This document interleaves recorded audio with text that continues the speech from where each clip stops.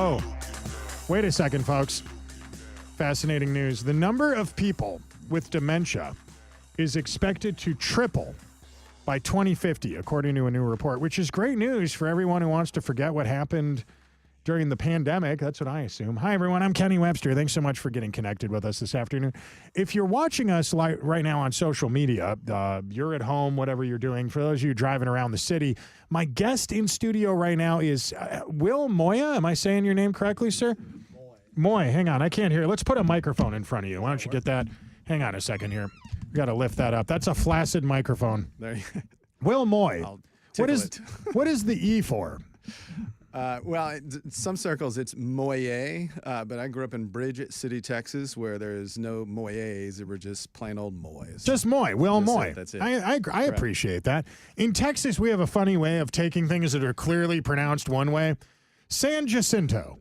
That's right. That's right. You sure it's not San Jacinto? No, that's San Jacinto right there. It's got a J in it. Lane, half the Houstonians to say San Felipe or San Felipe. We always, there's always a debate on that. I know it's obvious. It's probably Felipe, but we say anyway. Then it is what it is. I am like a lot of people. I'm a guy that feels like when people use the government to go out and abuse problems, it's exploitative, right? And years ago, we had news stories around the country about a famous incident with coffee being spilled in a woman's lap and an exorbitant amount of money being paid to this person. And there's a lot of debate. People still argue over this case to this day over whether or not that was the right thing to do. And I am told that from mutual friends of mine, you, Will Moy, are an attorney that handles this sort of thing, that you deal in the world of people trying to get a lot of money for something that was seemingly mundane. I deal with people that are entitled to all the money they're entitled to get from a local jury. I'm actually have a unique background in that I was a defense lawyer on the civil defense side for 25 years.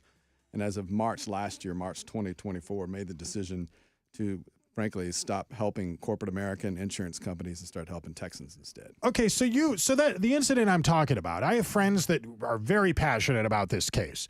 It's a famous case involving a woman sitting in a drive-thru, spilling coffee in her lap.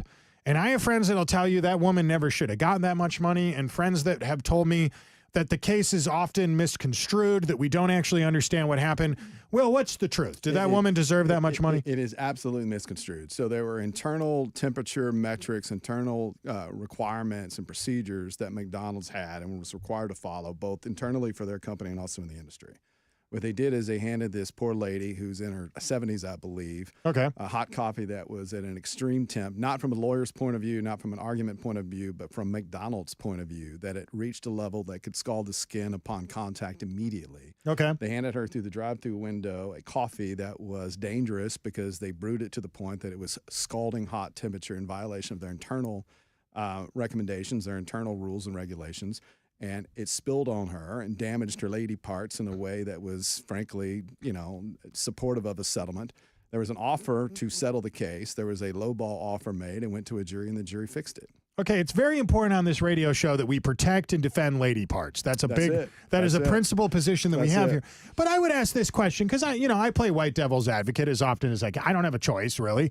Would she have gotten that much money if it wasn't McDonald's? If it was if it was Will's coffee shop, would there have been that much money? And there might not have been. The reality is because they were McDonald's, they could actually assess the risk much differently. And I believe it was an $800 demand or $20,000 demand and an $800 offer. So corporate America could have fixed their problem by doing the right thing to this lady that they injured. So they could have paid a lot less if they didn't try to resist. Infinitely less. $800. Yeah, well, that was the offer. That was essentially to pay her medical bills. The demand was closer to $20,000, and refusing that $20,000 offer, she was left with no other choice but to go try the case that she ended up winning. There was another one of these cases recently. Let me put this up on the screen here so people can see what we're looking at.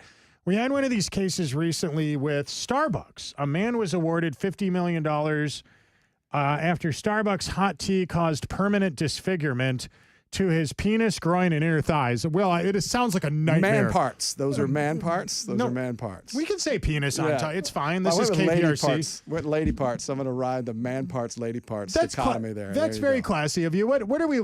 Why so much money? Have you looked at this case? I mean, yeah. Again, it's a case that could have settled. It's a case that mistakes were made. It's a case that accountability wasn't made. And it's a case that someone had to go to trial on because corporate America decided to roll the dice and they lost. As a libertarian or a liberty Republican, I've always had mixed feelings about this.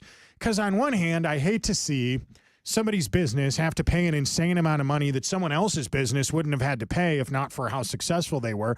But similarly, these corporations have the money to pay a team of lawyers to go to war with some guy whose testicles got burned by hot coffee, and he doesn't have the kind of ammunition, the legal firepower that they have. Is that fair? He doesn't. And that's the reality of what we do on the plaintiff's side, is that too often it's not a mom and pop scenario. Too often it is a corporate decision with a corporate boardroom, with corporate directors and investors and shareholders that make a decision to take a risk, to try to lowball someone's injury by not being accountable, by not admitting responsibility, and making a decision to say, we will push the little guy around and we'll have an outcome we desire.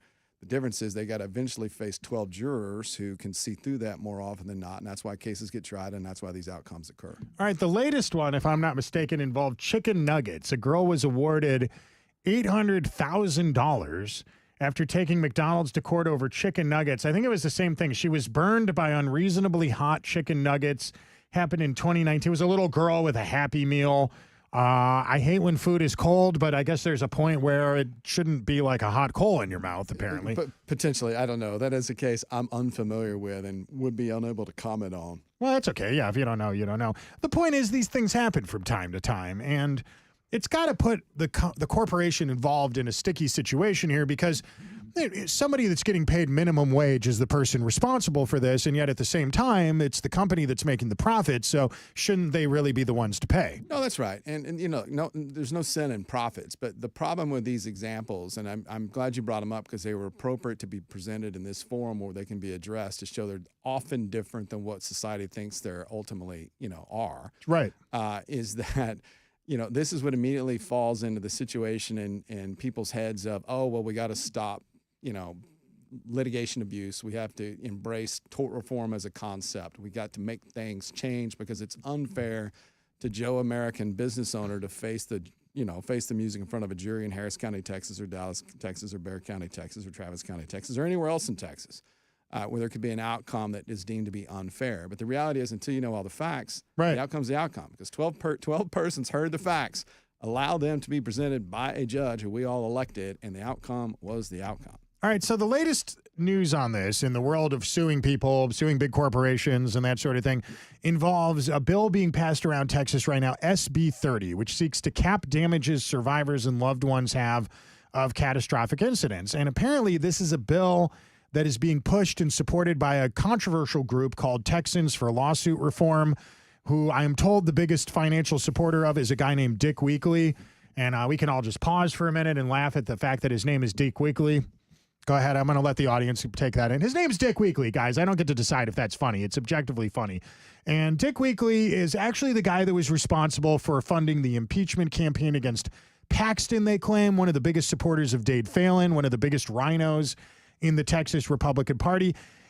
This is always hard for me to wrap my mind around this, but Governor Abbott famously got hit by a tree while he was out jogging, and then years later, he was a big supporter of tort reform, lawsuit reform. And so some people feel like that makes him a hypocrite. Do you have any thoughts on that? I do. And actually, I think that he's done, an appropriate job and a very purposeful job of letting this be Dan Patrick's show on this tort reform push. I think that he has purposely remained silent on that because I think he does recognize that his physical condition is built on the fact that someone else was negligent and he took that person to court and won a handsome amount of money. That's certainly not life-changing because if he go back in time, he'd rather have his functional legs than he will be having the recovery he made in a settlement. But I think he's been rather purposeful in avoiding the conversation on tort reform, at least this legislative session. I can appreciate that. So what is SB 30 and why should people care? SB 30 is one of Dan Patrick's initiatives. I think he's got 40, 50 initiatives in this term that he wants to see pushed through to make Texas a better place. I think that there's many things on his top 40 list that will, in fact, do that. I think this is not one of those. This is an anti-lawyer bill. This is an anti-billboard lawyer bill. This is not a pro-Texan bill. This isn't a pro-victim bill. This is a bill that's motivated to, frankly, seek retribution against what people don't like seeing is success of certain plaintiffs' lawyers in this state do quite well because they've had good outcomes. It masquerades as a pro-business bill when, in fact, when you look at the core of it, it is not pro-business and it is very not pro-conservative, which is, again, the uniqueness of what we do is we pick teams. We think this is a conservative position, this is a liberal position. You know, plaintiffs, lawyers is a liberal position. You know, middle America, business owners, you know, ordinary Texans, a conservative notion. But if you sat and you read the details of the bill, it's the opposite of that. The bill is written as anti-conservative. I've always had mixed feelings about Dan Patrick because unlike what happens in the Texas House, he gets things done. But at the same time, I mean, some would argue, you know, his policy positions are a little too authoritarian for the modern day grassroots activists, the Republican Party that put him in his position. And at the same time, he gets stuff done in the Senate that would never get accomplished in the House. He'll pass bills that would never see the light of the day in the House. Is SB 30 go anywhere with Dustin Burrows in charge of the Texas House right now? Yeah, and that's where the showdown's going to be. So it is passed the Senate, came out of Senate committee, actually testified in the Senate committee. There's a House committee hearing under its equivalent 4806, which is, you know, going to be taken up by the Judiciary Committee in a couple weeks and will eventually hit the House floor. I think there's going to be a fair fight on the House floor because I think there's certain House members that realize this is an anti-lawyer bill and not a pro-Texan bill. All right, so it looks like it's always interesting to see who voted yes on this stuff. Paul Bettencourt was a yes on this one. Donna Campbell was a yes. Mays Middleton was a yes. Joan Huffman was a yes. This got a lot of Republican support in the Senate. But in the House, what do you think happens? I think it's a bigger showdown there. I think that there's some House members that will look at their constituents. I think they're going to answer the phone that their constituents are calling and saying, from a conservative standpoint, what happened to personal accountability? What happened to personal responsibility? What happened to free markets? What happened to liberty? Yeah. What happened to all those things that we have embraced, particularly in the last several statewide election cycles? None of this stands for this. This entire kind of reading of this bill is as you mentioned, I'll steal your words, authoritative view of let's press upon the people of this state outcomes that we predetermined for the good of, frankly, TLR and a few other industries lobbying. I did sound smart when I said that, didn't I? It's a fantastic word to use. Thank you very much. Thank you. Will Moy is here. I'm Kenny Webster. If you're watching us streaming live on social media, we'll be back in seconds. If you're listening on KPRC Radio, we'll be back in minutes, so don't go anywhere. Hey, it's me, the Donald. You're listening to the Pursuit of Happiness Radio. I don't want to hear your voice on the radio again. Hey, we are live streaming right now. To those of you that don't know, we have a new merchandise at ilovewj.com. If you haven't checked it out yet today, there is so much great stuff going on there. The Walton & Johnson 10%ers flask is very exciting. The Donald Trump alpaca Cinco de Mayo shirts. What Cinco de Mayo party could be complete without Donald Trump wearing a poncho and a sombrero? You are going to love that. And if you're watching us streaming live right now, don't go anywhere. We're going to start in 1 second, so hang around while I get this next thing queued up for you.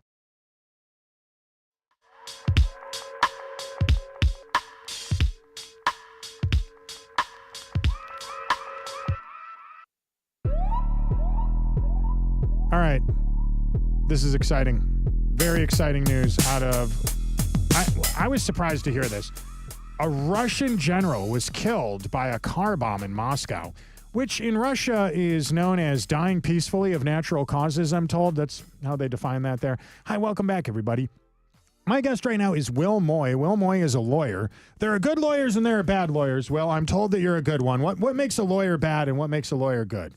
Well, there are good ones and there are bad ones, and I'm flattered that someone has at least told you. Hopefully it wasn't just my wife who's in the room and Amanda, my media consultant in the room. And it's a greater understanding of Will being a good lawyer than just these two fine ladies sitting here right now.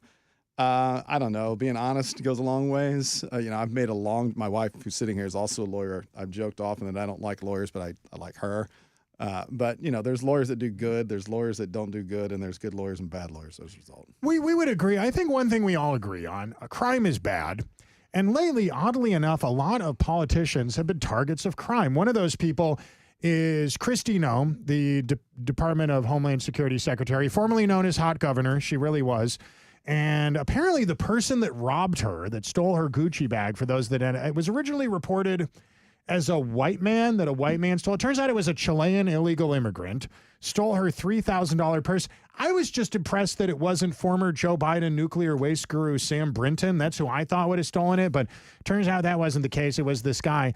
And she's not the only one that was robbed recently. Adam Schiff is in the news today. Adam Schiff is apparently the target of a lot of controversy surrounding whether or not his preemptive pardon actually worked or had any legitimacy. But before we explain that to you, I want to play this soundbite for everybody in the room. Here's Adam Schiff. So we're going to have to change how we do business in California. We're going to have to address people's legitimate concerns about crime. I was in South San Francisco 2 years ago after I had an experience in the city that all too many people had. When my luggage was stolen out of my car, they tell you don't ever leave your luggage in the car.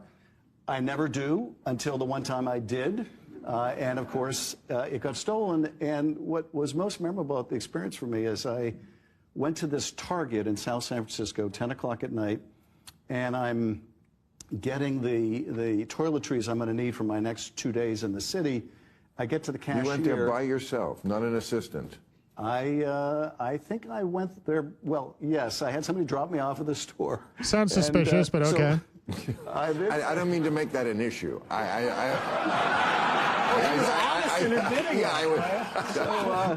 waited somewhere I should not have waited into it. Okay. First of all, I had to get the clerk, which is hard to find, to unlock the shampoo or the whatever. So that's one thing. And then I get to the cashier. The cashier asked me if I want one of those Target bags with a little bullseye on it.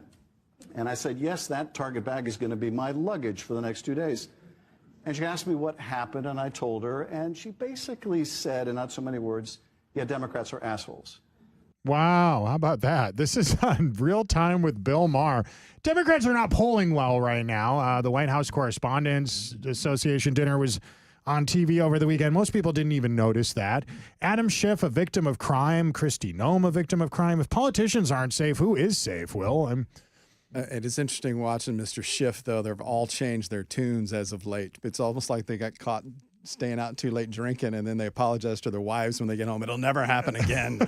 Because all of them now are, it'll never happen again. And this self-reflection last night at the Correspondents' Dinner was even more hilarious in that they just got bamboozled by Joe Biden's entourage and team, that they had no idea that he was not much of a functioning intellectual human for many, many months, if not years. But hey, they've all learned their lesson now in the spirit of good journalism. Well, I'm a right-wing morning show shock jock in Texas.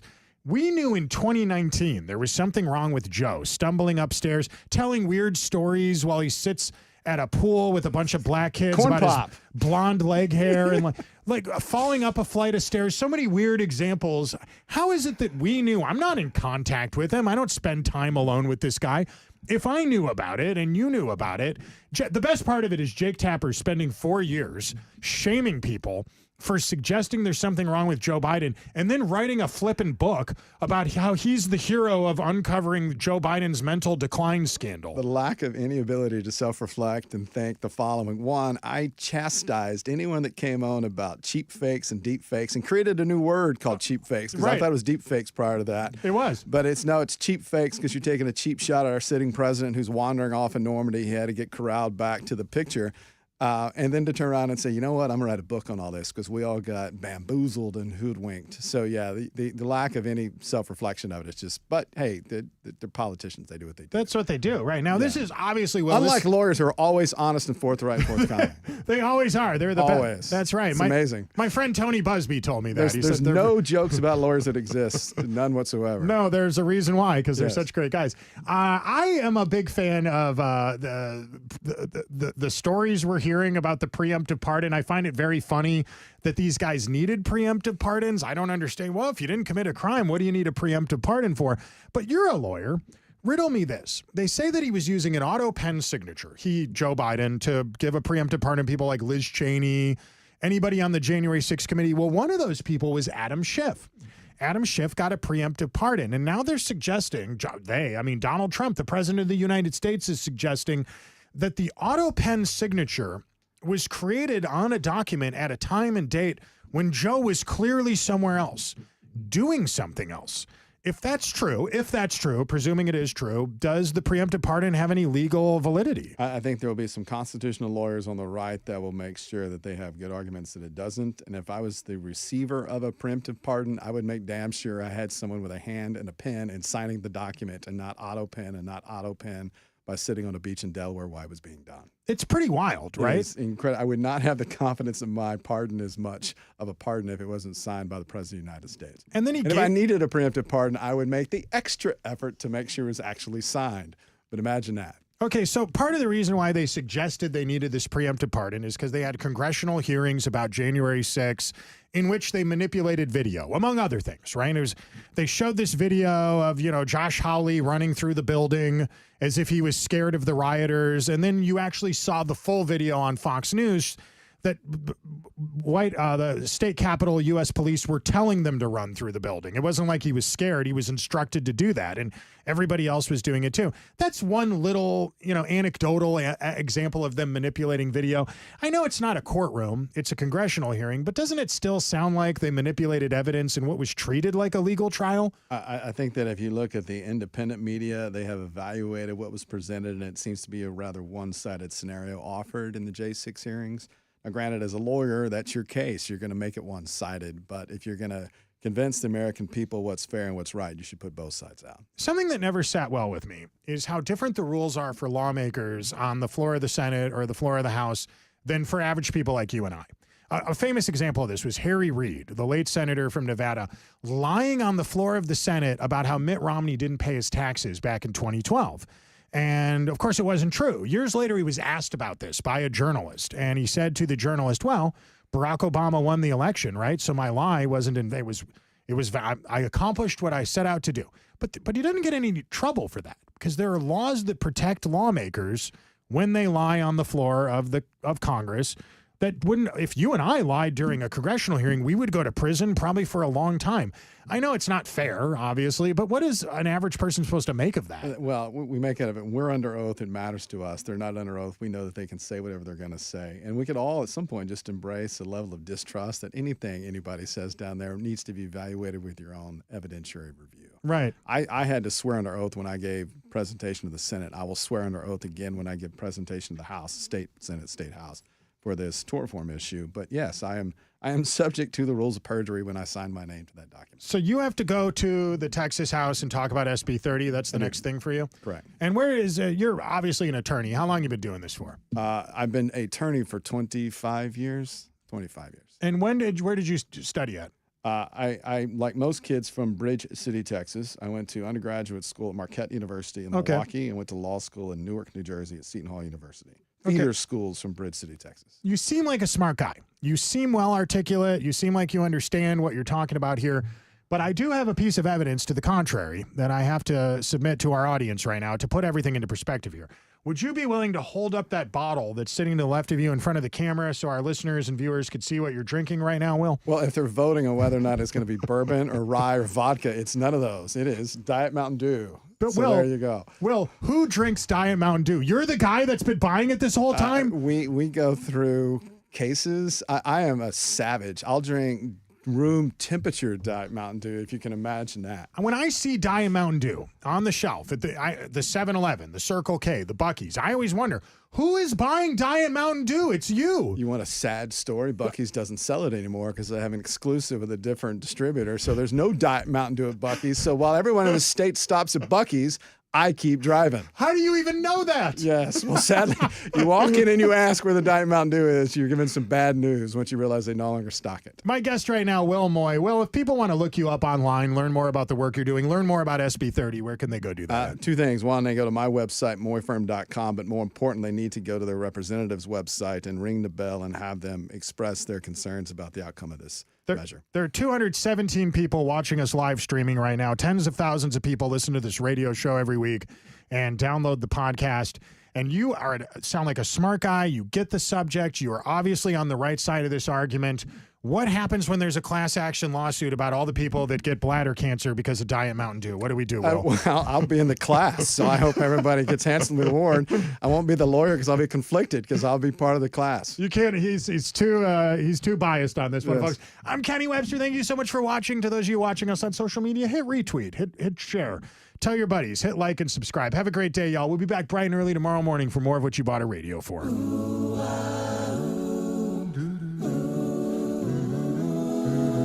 You are listening to the Pursuit of Happiness Radio. Tell the government to kiss your ass when